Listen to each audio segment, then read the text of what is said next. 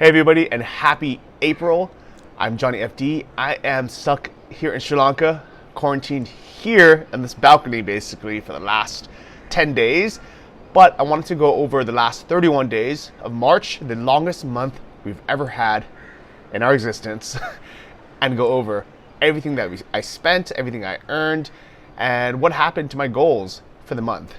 So if you've been following my YouTube channel or my blog, for the last 3.5 years, every single month on the first of the month, I sit down wherever I am in the world and I go over lessons learned, goals achieved, routines broken, my earnings, my expenses, and break it all down.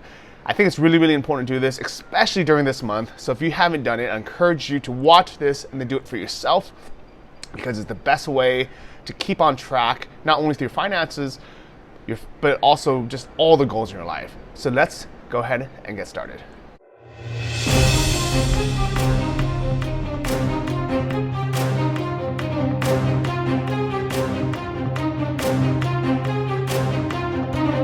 All right, so starting with the where I traveled section, normally this is kind of the fun part.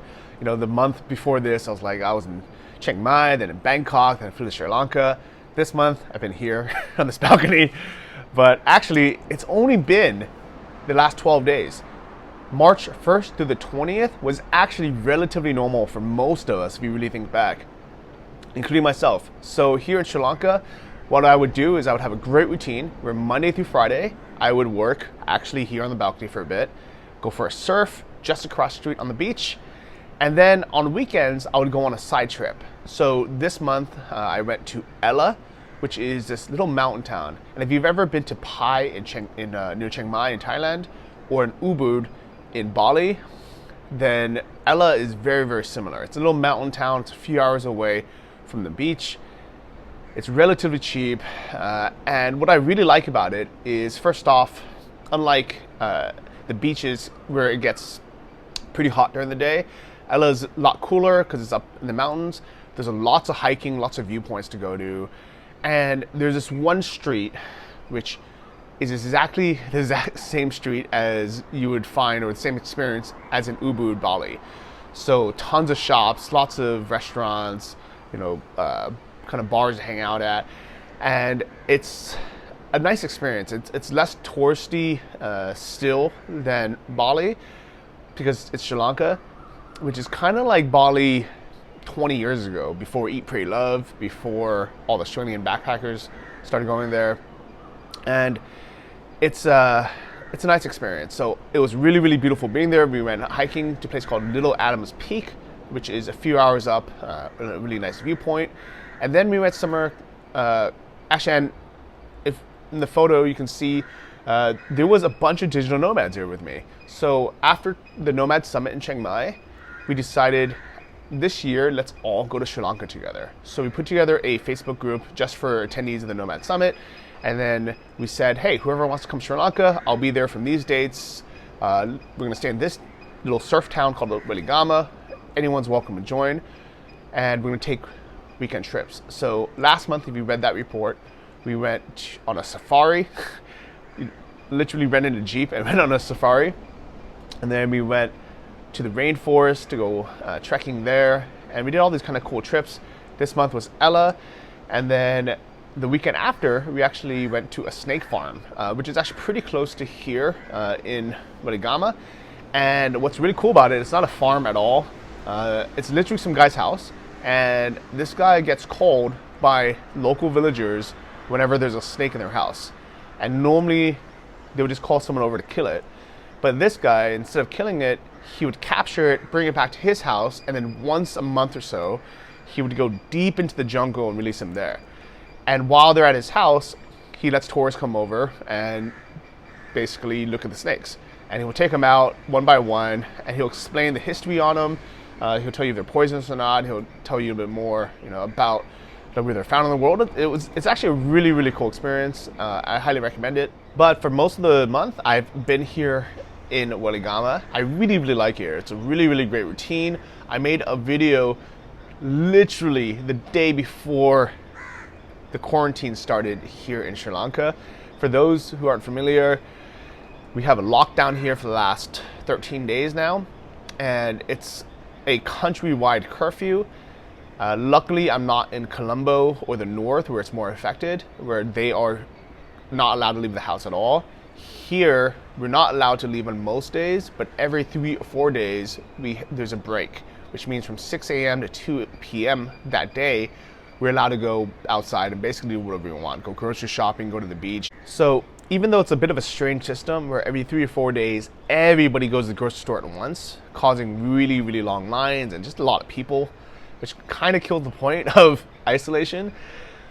There's enough small shops where if you wanted to avoid the 3 big grocery stores, you can get all your shopping done at like local small shops with hardly any people. So that's what I've been doing. So instead of getting the nice things at the big shop, I try to just get some basics. So I get some fruit, some vegetables, lots of eggs, and I buy just random things at the little fruit shop just here next to me or at these stores. I get home and then I actually spend the rest of the day going for a surf. And I've been very, very fortunate that surfing here is amazing, especially for beginners right where I live. And I've been still going twice a week, even during complete lockdown. It's the only thing kind of keeping me sane. I actually just went surfing yesterday, which is why this video is a little bit late. I didn't realize it was the curfew break yesterday until the morning of. So I was going to write my inquiry report, film this video, but decided, you know what, you guys can wait a day. I'm sure you guys aren't going anywhere. So I went surfing and the rest of the day wrote the inquiry report. If you haven't read it, go on johnnyfd.com. Every month I write a very, very detailed report that has even more details, or different details I would say, than the video. The video I try to tell you a bit more about the backstory and things I left out of the blog post. So life in Waligama has been great, and I really, really enjoyed it. And one nice side benefit is my expenses have been even lower this month. Last month, I only spent $862 here in Sri Lanka, and part of that was the flight from Thailand and getting that visa. The visas here are strange to extend. On one hand, they're really easy to extend. On the other hand, it's kind of a weird system. So in Thailand, for example, we all get 30 days when we land for free. And then if we want to extend it, we got to go to immigration and we can get another 30 days for 1,900 baht, which is about $50 or $60. And it's okay. It's not great, but at least you get 2 months total. Or you can apply for a longer visa before you go and extend that for another 30 days. So here in Sri Lanka, what you do is there's something called a visa waiver, electronic travel authorization, which basically just means you log in 2 days before your flight or 5 days before your flight, whatever it is, and you just say, hey, I'm coming, here's my details. That way they have time to check who you are. When you arrive, you basically get the visa on arrival for 30 days, and it's about $35 or so. But if you want to extend it, you have 2 options. You can either go to immigration office near Colombo, which I don't recommend because it's not even in Colombo, and you don't want to go to Colombo anyways because it's just a busy city that doesn't really have any charm to it. You can either spend a day or even half a day going there, waiting in line for no reason, or you can use a visa extension service, which is full service. It's really, really great. They'll send you the forms, they'll tell you to go take a photo, you fill it out, and you just leave it at your front desk of your hotel. You let them know, they pick it up, they extend your visa, and they drop it off for you. So in Bali, they have these visa extension services, but then you still have to go there to go, sign something or have them take your fingerprint. So you still end up wasting half a day going there. What's so nice about Sri Lanka is you don't have to do any of that. And for most countries, it's not that expensive.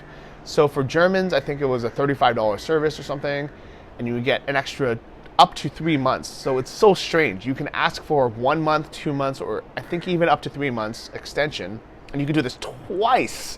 So you can have up to 6 months in total without ever leaving the country, without ever going to immigration.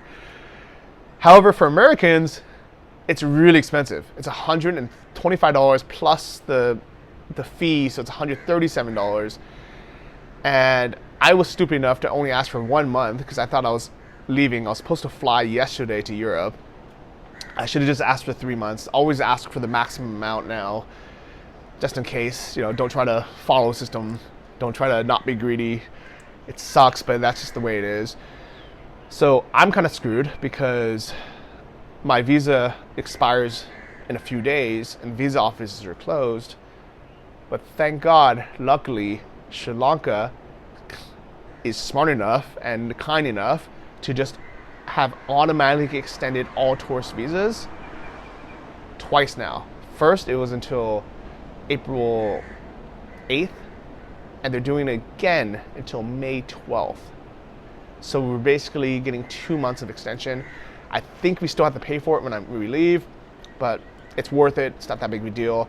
And originally, they had the idea that they were going to extend it, and then we would all physically go to Colombo over 2 days on April, I think, 7th and 8th, and go pay for it.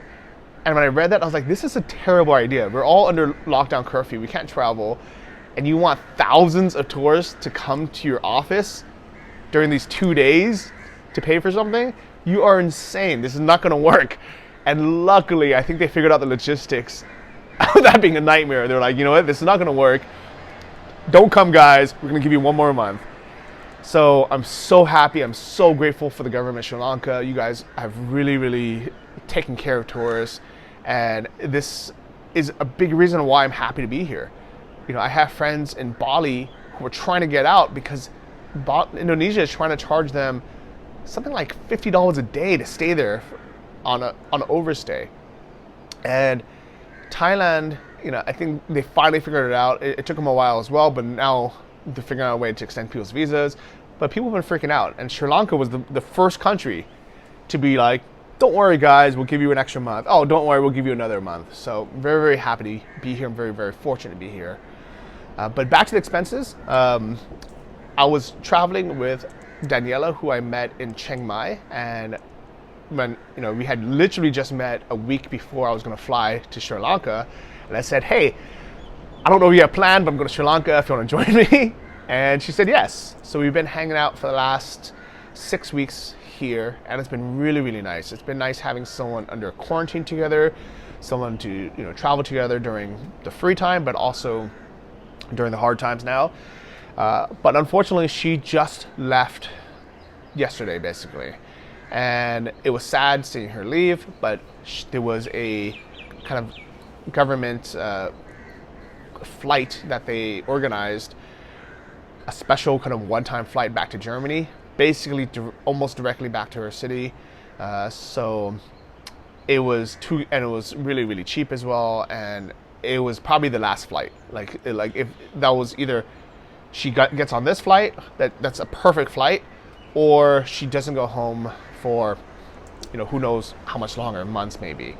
And she really wanted to be with her parents, her father, and see her mother. So I completely understood, and I said, it's been fantastic, but I understand, and she has now gone. So yeah, it hasn't really sunk in yet, to be honest. But I'm now basically all alone. I'm the only one staying in this whole hotel complex, and most of the nomads have left already. So I'm gonna be spending the rest of my quarantine with the parrots, and honestly, I'm actually looking forward to it. There's a very good chance you're gonna see another video next month where I'm gonna look like the guy from Castaway, and I'm like, guys, I need some social. I need to be social. I need someone here. But for now, I'm actually very, very excited every day because I finally have time to work on the projects that I've been wanting to work on. I'm dedicating every day to learn a language. I can make more YouTube videos like this, and it's not that I couldn't do this when she was here, but I just had less incentive. It was just nicer to be like, hey, you want to put on some Tiger King and cuddle? Yeah, that sounds way better than sitting down and trying to learn a language or work. So now I'm going to be forced to to actually, get things done. So expenses wise, I think this is one of the cheapest months I've ever had, especially because for two reasons. Sri Lanka is pretty cheap anyways, especially when you're sharing the room with someone, especially when she's German. She pays for half of everything. Thank you, Germans. Dankeschön. And then also, with quarantine, I haven't been able to go out anywhere. So basically, I'm cooking at home. And on my days off, I spend $1.30 US to rent a surfboard for an hour. I might get some food for $1.50, and that is it. So literally, it's been so cheap staying here. I think I spent around $562 for the entire month. And I've actually had a pretty good month, and this includes that trip to Ella as well. We got a van for 7 people and we split that. And then we got a really nice hotel room. And even though we kept this place, it ends up not being very expensive. This hotel is about $500 a month, all included. It's about $15 a day or something. So a little bit less than 500 US. And it's actually probably one of the more expensive places to stay in Sri Lanka. Most people I know are paying much less, between $200 and $300. But this is right on the beach, and it has 3 floors. It has a living room downstairs that I use as my office, and it's a kind of place to hang out.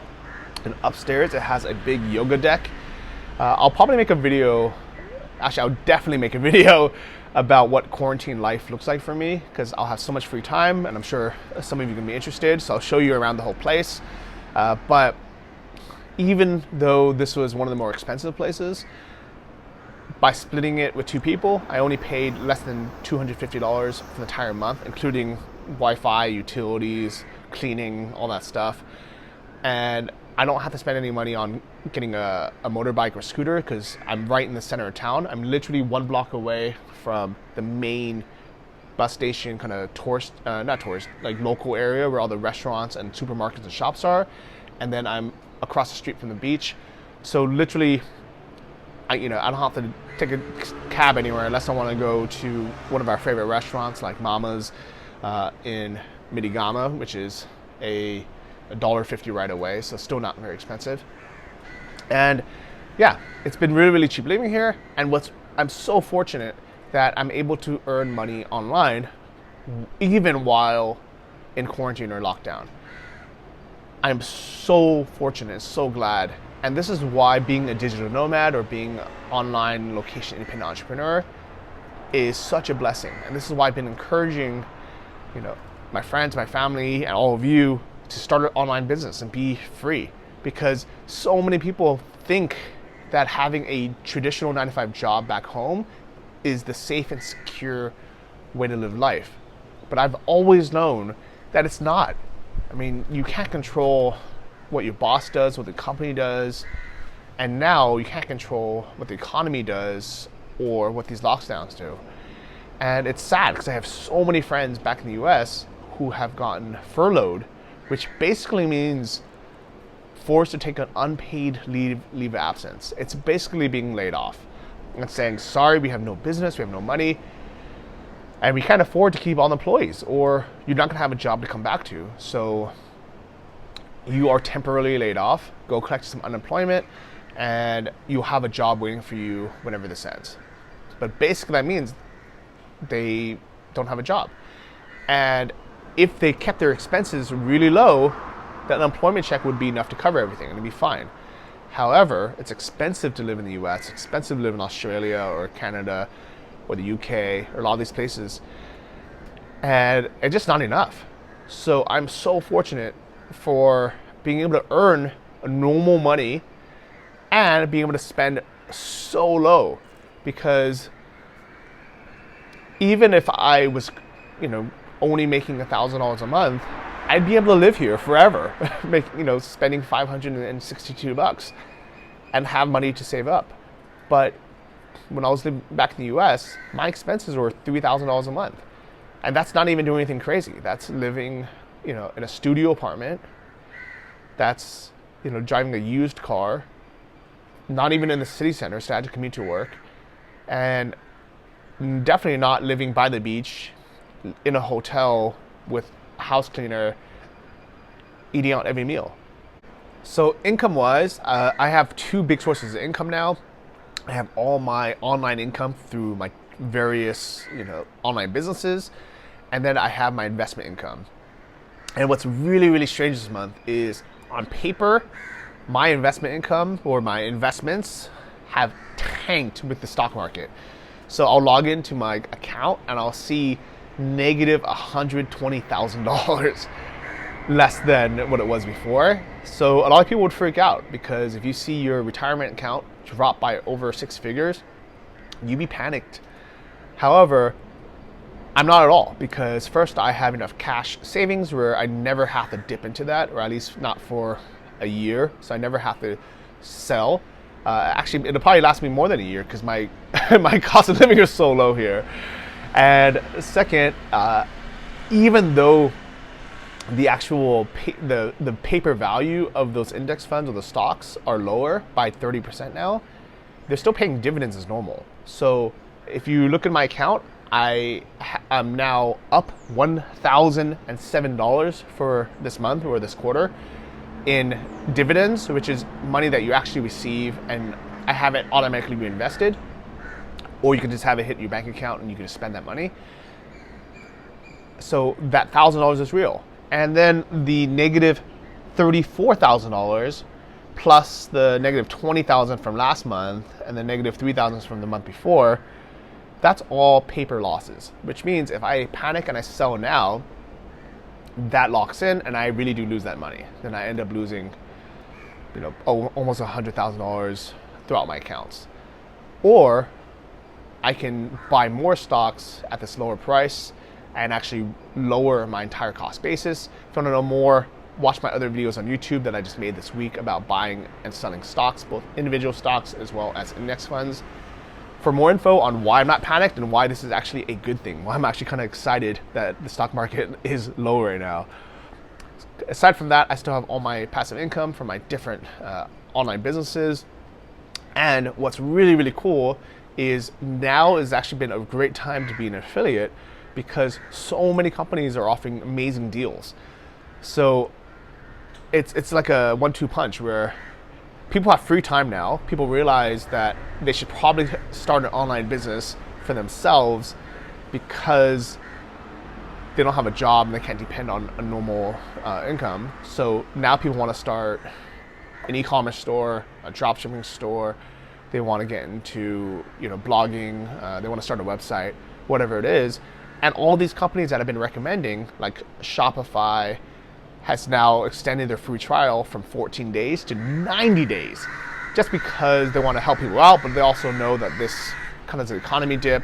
So now when someone uses my link, shopify.com/JohnnyFD, they're getting 90 days for free, which is amazing.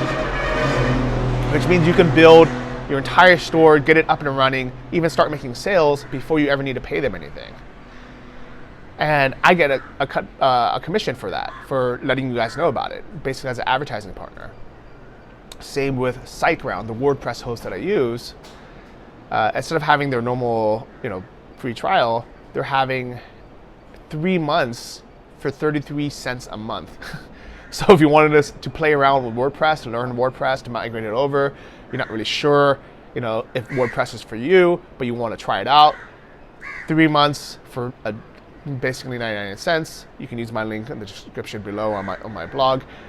And these are income sources that have already started kicking in, but also next month I'll probably make even more money, because if you're subscribed to my email list on johnnyfd.com, every time I hear about one of these deals that's good and legitimate from a company that I personally use or trust, I send it out and I get rewarded for it. So it's kind of a weird time where, on one hand, a lot of people, they see their income dropping, and then people with an online business like mine, especially as an affiliate, I can take advantage of these great offers that are literally like once in a lifetime offers. I've never seen Shopify give 90 days for free. The most I've ever seen was 30 days. So it's like a win-win for everyone. So I spread the information, I make solid recommendations, and then they get a great deal. People have free time. Instead of just getting, watching more Tiger King and watching, just binge watching Netflix all day, people can actually build a business or learn how to develop a skill, scale up their business. It really is a win-win for everyone. So I really encourage all of you at home that if you don't have a business yet, this is a perfect time to start one, or at least learn the skills behind it. Just play around with it. Even if you don't end up running the store yourself or end up, wanting to be a blogger yourself, by learning WordPress, you can always use it for other businesses or become a freelancer and charge other people to manage their sites, update their sites, or even build sites for them. So there's so many opportunities right now. I really, really believe so. If you want to check out everything that I recommend, or if you want to check out my course called Income Boss, where I actually show you how I built my whole affiliate funnel, how I built my list, my traffic, and all the case studies of how much I make from each source, go to incomeboss.com. And I'm actually going to give you guys a special that I've never given anyone before, but because I figure everyone's giving specials, I might as well now. Use the coupon code STAYHOME70 and you get 70% off the normal price, which I've never done before. So you literally get like $350 off. So STAYHOME70 at incomeboss.com. Subscribe to this video if you want to see my updates. I'm going to be sharing one about what quarantine life is like here in Sri Lanka. I'm going to be making a video. Actually, I haven't edited the video, but I have it all on my camera for what it's like in Ella. And all these cool videos are going to be coming. One of my challenges for myself this month during quarantine is I'm going to make 4 videos a week for everyone on YouTube. So if you have any questions, leave it in the comments, and best of luck to you wherever you are. And I really, really hope that you can keep your income up, or you can grow your income. And if you want to see the whole breakdown of how I made $9,000 this month and only spent $500, just go to johnnyfd.com, read the blog post, it's all in there. And I'll see you guys in a few weeks.